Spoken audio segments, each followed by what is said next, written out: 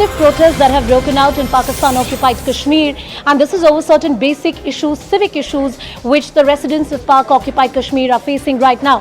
This is about electricity bills, various facilities that the people living in the region have demanded, but they have never got from the government or the administration there. Not for the first time that we are witnessing protests of this nature, Anand.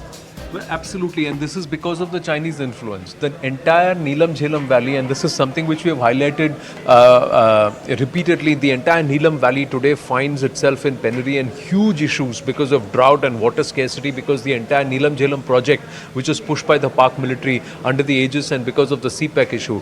The Chinese are the ones who are providing power in this area, and the power costs have really surged. And the amount of money is more than 2 to 3 times. Now, this was actually flagged by the citizens of POK at that point in time, saying, don't do this, this is going to ruin us. But clearly the Pak military establishment ignored that.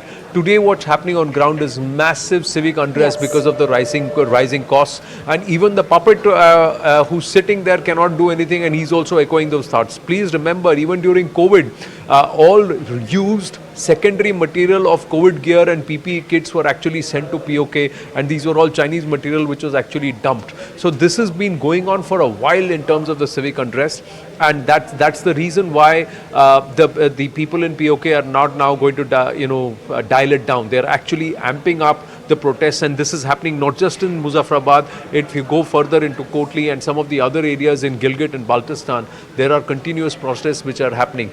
So what we are also seeing is that the current caretaker government wants to really suppress this whole thing. They don't want this entire issue, but increasingly this entire chant of ye jo dehshatgardi hai, iske piche vardi has started from POJK. And increasingly you are seeing people who are saying we don't want Pakistan anymore. We are seeing what's happening over in India. We are seeing what's happening on the Indian side, and we'd rather be happy there rather than this be here. This whole thing about POK will soon come to us, which you're seeing netas in India say this, is not a military aspect. It's a civilian aspect, and that's where the Pakistanis will have serious issues about maintaining their camps there. The civil unrest will now spill over because the Pakistani army is deliberately taking on land, forcibly occupying homes, and they're also rerouting all the power. So not only are they paying so much of money, but they're also not getting the power for which they're paying the bills. It's all being rerouted by the Pakistani army, who are also, really it's a Dandaraj which is happening there in Pak-occupied Kashmir at this point. And to add to what you're saying, it's rather a human rights issue, that it should be looked at it from that point of view. Not just that, the entire jihad tanzeems, 300 jihadi groups had their entire meeting in Muzaffarabad under the aegis of the Pakistani army. You think the Pakistani or the locals there, the Kashmiri locals there in POK actually wanted this? They have no other choice but to bear with it.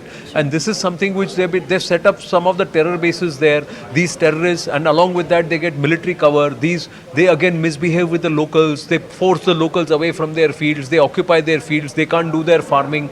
So how are they going to pay their bills? But at the end of the day, the army does not foot a single naya paisa of their bills. So this is a vicious cycle which is going on. And when the civilians raise their voice, then the army or these terror groups, both of them, you face the hard hand. They abuse their mothers, daughters and wives, or they flog the men folk and deliberately push them into again guns and say, okay, you pick up the gun, go and shoot or throw something or do something and infiltrate. We'll take care of your wife and kids. But there is no system. There are so many people who have actually come back into the Indian side, to Kashmir on this side, and they are being rehabilitated here after what they have had to face over in POK. And we made a big mistake when we tried to move there. We've come back here because, at least it's human treatment here, and we've got a life going forward. It's not happening in POK. Absolutely. Thank you so much for that exhaustive analysis.